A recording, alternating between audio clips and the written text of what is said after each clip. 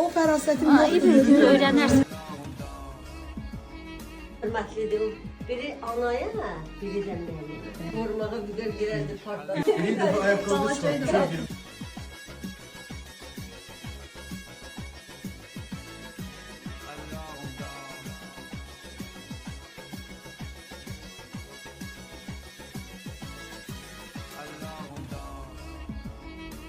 Bu da Büge. Büge gel arkamızca.